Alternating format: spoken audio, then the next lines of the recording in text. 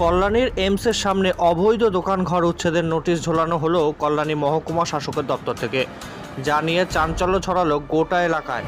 প্রসঙ্গত, এমসের 2 নম্বর গেটের সামনে শতাধিক দোকান রয়েছে। আগামী 3 দিনের মধ্যে সেই সব দোকানঘর সরিয়ে না দিলে ভেঙে দেওয়া হবে প্রশাসনের তরফ থেকে, এমনটাই জানানো হয়েছে। আর একবার জানাই, এমসের সামনে অবৈধ দোকানঘর উচ্ছেদের নোটিশ ঝোলানো হলো কল্যাণী মহকুমা শাসকের দপ্তর থেকে, যা নিয়ে চাঞ্চল্য ছড়ালো গোটা এলাকায়। প্রসঙ্গত, এমসের 2 নম্বর গেটের সামনে শতাধিক দোকান রয়েছে। আগামী 3 দিনের মধ্যে সেই সব দোকানঘর সরিয়ে না দিলে ভেঙে দেওয়া হবে প্রশাসনের তরফ থেকে, এরকমটাই জানানো হয়েছে।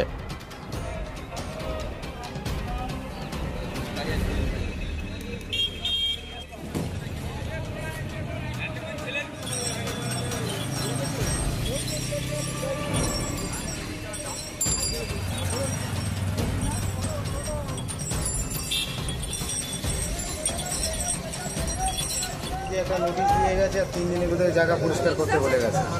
3 দিনের মধ্যে জায়গা পরিষ্কার করতে, মানে এমসের পাশে যেসব দোকানগুলো আছে, হ্যাঁ, এমসের পাশে তাদের জন্য সেই দোকানগুলোকে খালি করে দিতে হবে। আমরা বলো ফুটপাতের থেকে নিচেই আছে, ফুটপাত দখল করে নেই, ফুটপাতের থেকে নিচেই আছে।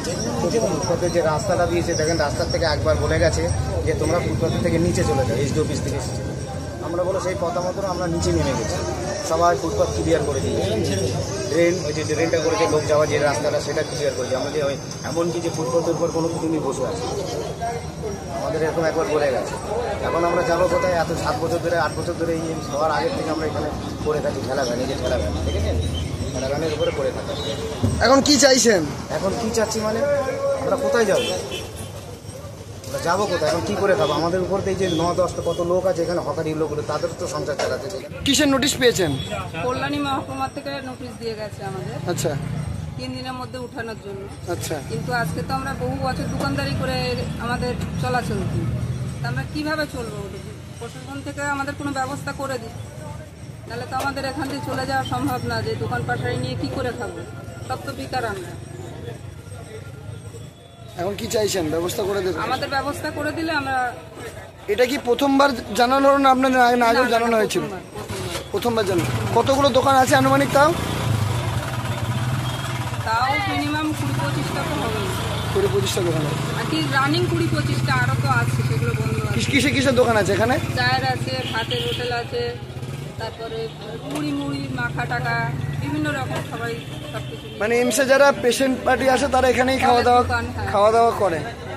আর এখানে তো আমাদের কাছে পাচ্ছে কম দামে। আমরা একটা চা নিই 5 টাকা, ভালো চা। সেগুলো তো সবাই ভিতরে খেতে পারে না, ভিতরে তো অতিরিক্ত দাম।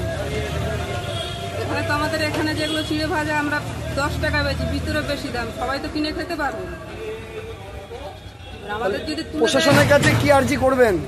আমাদের একটা ব্যবস্থা করে দিক কোথাও, কিন্তু এখানেই ব্যবস্থাটা করে দিক, আমরা সবাই মেনে নেব।